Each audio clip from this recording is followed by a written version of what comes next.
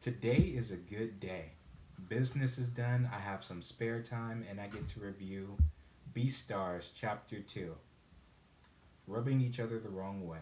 Welcome to Action Bastard Academy, and I am your host, Dean Bastard, and I'm excited to get started. So, we open up in the chapter, uh, kind of like where we left off. It opens up with a familiar scene. It's the spot where Tim got murdered, right? I believe it was in front of lecture room one.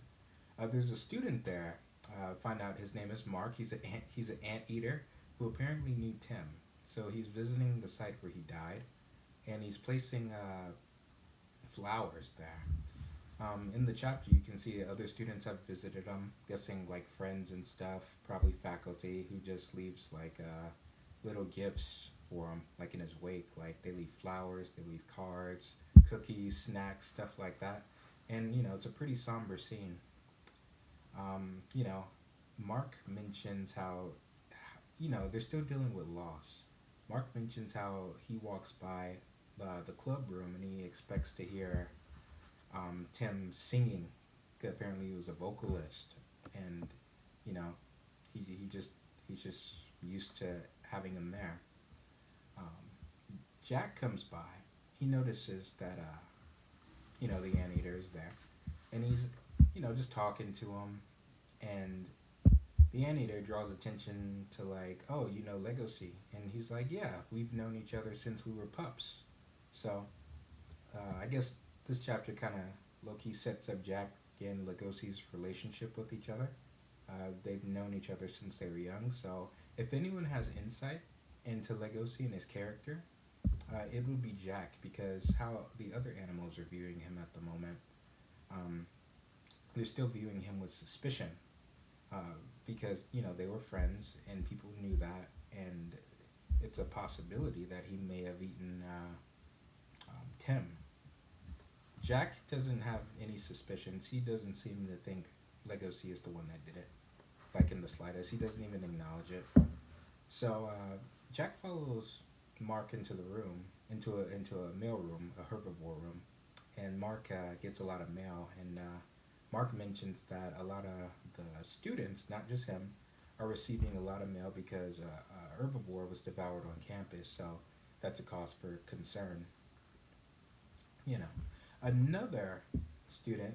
It was a horse. Never. They didn't give a name, but he walks in and he's like, gets very defensive, like, hey, this is a herbivore only room. Are you here? Jack, he's a good boy. He's like, oh, sorry about that. I just kind of followed him in. You know, I'll leave. Like, I'll leave right now. It's not a problem. Mark tells the horse to chill, because Jack is his friend. But Jack is still like, it's okay. I'll just go. Nice talking with you. On his way out, the horse makes mention of um, Jack living with other canines, specifically, wolves and hyenas, and how he should, choose his friends wisely and stuff like that. Jack thinks to himself, speak for yourself, and he just doesn't pay it any mind because, uh, he's close with everyone in the room. So I thought that was interesting because even though Jack is part of the canine family, um, this kind of gives me insight into how different species of different descent are kind of viewed as. Jack's a dog, essentially a golden retriever, right? Even though he's a canine, uh, people have their own perception of what a dog is. I get the sense that they're not viewed like the rest of the beasts. Like Jack, he isn't a hyena, he isn't a wolf. Those animals are associated with essentially savages. Like, oh no, a hyena is gonna eat me, can eat me at any time. A wolf can eat me. I feel like there'd be less tension if there's a dog in the room. Because dogs are just domesticated wolves, essentially bred for their intelligence, just like they are in real life. So I don't know. I'm getting a lot of, I'll say, prejudice from this, just from that one scene. Anyway, Jack just goes about his business, and then we catch up with Legacy. He's back in the dorm. Uh, I love their dorm room. It just feels very lived in. Not just like from because they're animals. It's like students. You see clothes like strewn about. There's a guitar in there, and even in the corner, you see a sign that says, um, "Attention canines! If your coat gets wet in the rain, be sure to deodorize." You know, so they won't smell. So I thought that was pretty a nice little detail. Uh, just small stuff like that, like addressing their odor, because that's something that you would have in an actual, you know, real life dormitory. Just signs reminding students to do this, do that. So it was pretty nice. I love little world building stuff like that. Um, so Jack gets to see Legosi, and Legosi's at his windowsill playing with the bug. Jack makes mention to it like, "Oh, you like bugs, don't you, Legosi?" And Legosi's like, "Yeah, I like bugs. Like, they're not afraid of you, and they'll only be afraid of you if you're trying to harm them, you know. But other than that, they're just focused on what's right in front of them. They're very single-minded creatures. So, Jack makes mention of a play that's coming up. That's what Mark also referenced in a couple pages back. He asks Legosi if he's going to be in the play. Legosi, he's kind of in a somber mood right now. I don't know if he's still torn up about um, Tim's murder or if this is just his natural default. From what I got, this may be Legosi's natural default, and I get the feeling it has been for quite some time. I don't know why yet, or he just seems kind of depressed to me. I don't know why. Outside of Tim, but I have no frame of reference to understand what's going on yet. So he might just be introverted. We'll see. So Jack makes note that Legosi,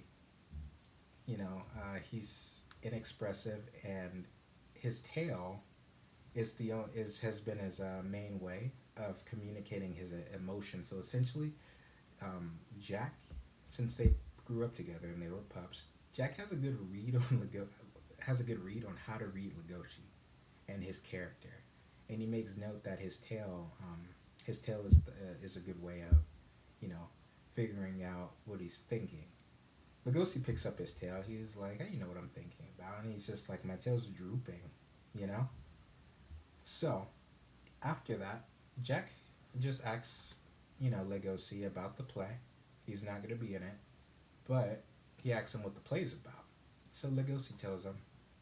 He's like, "Oh, it's about a reaper named Atler, that's trying to help this girl move on to the afterlife." And it's kind of like this back and forth, right? There's a lot of emphasis being put on this play because it was mentioned in chapter one, and now it's being brought up again. So I feel like this is leading up to something that's gonna have to do with the play, right? So Jack is questioning. It's like, "Oh, so the Grim Reaper, does he fall in love with the girl?" And Legosi answers. He's like, "Well, he's escorting this girl to the afterlife, right? She kind of sweet talks him, you know. It's her time to die. The Reapers are supposed to usher spirits into the next world, but along the way, the girl sweet talks him into helping her find a new place to die or something like that. I think that was the gist of it. And I think the main message of the play is figuring out how to live again. That's what I got. That's what I got from it because it's not just finding a place to die. It's growing. I believe it's grow. I believe the theme is growth. As a person, even yeah, I think the theme is growth as a person, even in death, because the main character, from what I got, she's already dead, right? And she's not only growing by going on this adventure, by seeing new things, but the Grim Reaper, who's supposed to be ushering her to the next life, he's growing as well, and they both figure out how to live again. They both figure out what it means to live. That's what I mean to say. So the play sounds interesting. I believe Atler is supposed to be a deer. I believe that's what Atler is. I'll have to look it up. But anyway, Jack's like, oh, so what do you think about it? Legosi likes tragedies. That's interesting. He says, you know, he likes tragedies. They're calming to him. You know, he's Lugosi is a strange. He's a strange wolf, but that's okay though. People have their preferences. Lugosi has his preferences. You know, um, and I feel like that's completely all right. So moving on, the conversation gets interrupted by one of their roommates. He's a hyena, and you get to see Legoshi kind of like shrink back in his shell. You know, he's like, "Hey guys, what are you talking about?" And Jack's like smooth, like real smooth. So Legoshi's definitely a shy character, like a very reserved character, and it speaks volumes that he feels very comfortable opening up to Jack. Um, because they are childhood friends and they do have rapport with each other. So I thought that was nice. He has at least one friend who isn't afraid of him. And I haven't seen the relationship between the 701 boys, but as I mentioned before, my frame of reference was 123. So they are friends, but he has a preference towards Jack. Anyway, so moving on to the next scene, we open up with a new character. His name's Kai. He's a mongoose, and he's reading like vigorously reading this script. Apparently, it's the Atlas script, and he's like rehearsing like the lines and stuff. He's trying to memorize them, and you catch two students over there. Like, what is he doing? He's been at it for days. He's like, and then they're like, oh yeah, I think he wants the role of a water spirit or something like that. And I think he catches on to them talking about him, so he gets up and he's like, hey, shut up. And then he's heading over to the club, to the drama club, and he's like, Tim, I know it'd be inappropriate to thank you, but I can't pass up this opportunity. I want the role of water spirit. In it's kind of like petty motivations, but can you really blame him? you know, Tim's dead. Life goes on. He wants an important role because apparently him and Tim auditioned for the role at the same time, and Tim obviously got chosen over Kai, and it didn't sit right. It didn't sit right with Kai, and now that he has an opportunity, he's like, perfect. Sad that you're dead, but oh well. You know, I will be the star of the show. So he gets to the drama club, and he sees that a goat is being measurements are being taken for a goat, and he's like, oh, I didn't expect to see a naked goat here. Um, the goat reveals that he's just being measured for the water spirit Adea. Kai turns around, he's like, what? Like, who decided that? It was the drama club officers. Apparently, they made the decision to make the goat. I don't know his name. I don't think it was mentioned. I'll have to go back and see, but they'll make him the new role, water spirit Adea. Guy's furious at this. He goes to the drama club room, the officers' room, and he wants to have a word with the one of the lead officers. And then this is where we get introduced to a new character. I believe he's a big player. He's actually on one of the covers. Haven't read this yet. Still on volume 1. But this is our introduction to, it's Louis, I believe. I say it's spelled Luis, but I say Louis because when I see that name, I think along the lines of Louis Vuitton. Louis Vuitton, right? Instead of with the Spanish dialect, which would be like Louise, right? So it just flows better when I say Louis. It sounds better off the tongue. If I'm wrong, I'm pretty sure someone will correct me. But until then, I say Louis. You know. So we get introduced to him, and he definitely left an impression. He definitely left an impression from his first appearance because he has this. He reeks of aristocracy, Louis. Like he reeks of money. Like he's wearing his school blazer. He's sitting in his chair like a mafia boss. Legosi's in the room as well, going over something with Louis at the time. And Louis, his first words are, "Is like, I thought I told you to knock before you come in here." And then Kai is like, "Sorry, but there's something I need to talk to you about, right?" So he's like, "Go ahead." He snaps at, not Louis. Kai snaps at Legosi. He's like, "Aren't you a stagehand? What are you doing in here?" And then Louis, I love how he carries himself. He carries himself very professionally. He doesn't have any shyness that you see from Legosi. He's very confident in the way he speaks. Um, it's just my first impressions from him. What was that? Anyway, this is just my first impressions of him.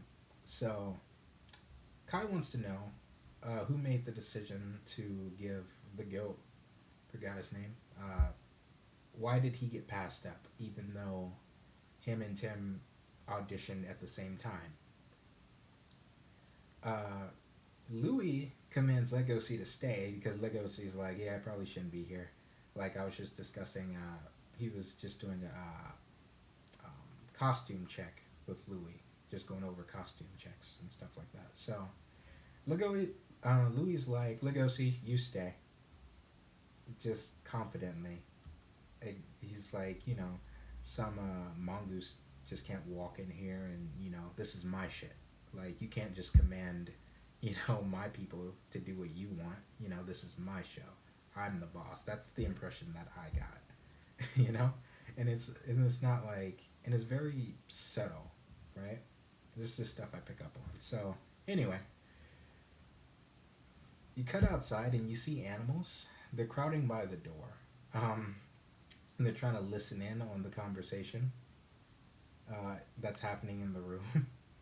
We cut back inside, and you cut to Louis just talking about Kai and his past history in the drama club and in the plays that he's been in before, and it's just slowly like chopping into Kai, just like getting into him, but very low key about it though. Like these are slights towards him, and pretty much what he says is the only memorable thing about your past performances were the huge mistakes that you have made. That's why you didn't get selected for the role. Kai gets pissed off. He's absolutely he's furious. So he moves in and he tries to sucker punch Louis while his back is turned. And Legosi's fast. They don't even show a panel. You just see him having a fist up, and then before you know it, it's just Legosi in front, and he's blocking the fist from Kai. Right? Legosi, he's in a defensive stance, right? Kai is angry. He's like, what do you think you are, getting in my way? Like, like, uh, like I'll tear you apart. This, that, and that. And he's just going off. Legosi's just holding his ground, and he's just looking at him. He's looking at him bored, honestly. He's just like, yeah, okay, just let him talk, let him vent. And then Kai starts to come down from his temperament, realizes like, oh shit, maybe I should stop. Legosi can totally mess me up if I were to make him mad enough. So Kai backs off, realizing Legosi's bigger than him, and this isn't a fight he wants to pick. So smart on him, right? So Kai makes a threat towards Louis, and he's like, you should watch your back until the day you die, you know, this and that. Um, Louis tells him that he's no longer on the actors team. He's going to be a stagehand, just like Legosi, right? Kai takes offense to it, and he's like, watch your back, and Louis like, yeah, I will, and watch yourself, or she'll be expelled, and stuff like that. So, he gets out. You see the animals on the outside of the door. Kai knows they were listening. He's like, don't look at me, and then they just go back to minding their own business. So, after that, Legosi's like, okay, I should leave. I have stuff to do. And I feel like this scene is going to be iconic. I don't know why. It sets up two characters. It's where Louis grabs Legosi's tail. And it's very, I don't know. I feel like I've seen this scene before, like on animated. I haven't seen the anime yet, but I've seen this scene before, and it looked wonderful animated. It was this scene right here. I just thought that was nice. How Louis interacts with Legosi. Firstly, I don't think he's called him by his name yet. He called him a pup. He was like when Kai came in there, and he was like, I was just talking with this pup about final preparations. He calls him a pup, you know? He doesn't call him this wolf or his name yet. I think he acknowledges his name, like, after he shows his strengths, and Louis calls Legosi out. He's like, you have a savage in you.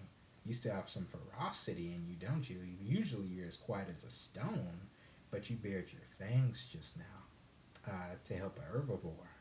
You know, and I feel like Louis takes interest in that. Legosi really wants to leave. He's uncomfortable now. This is another point, I feel like, where Legosi stepped out of his comfort zone just a little bit for the benefit of other people.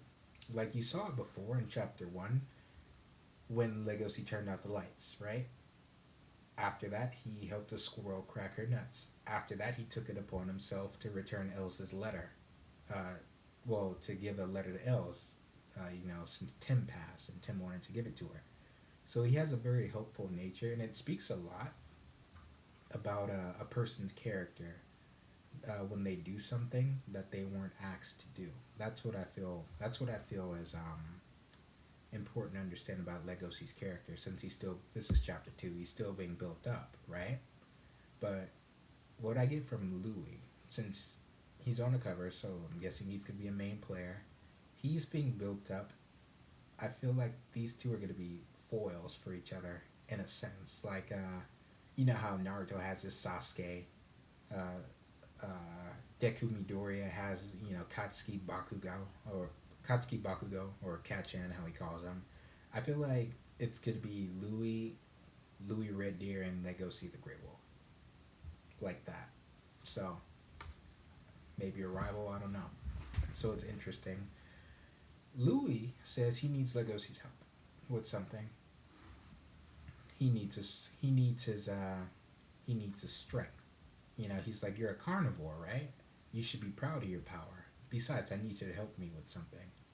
Well, actually, not for me. I need you to help Drama Club with something. What that something is, I have no idea.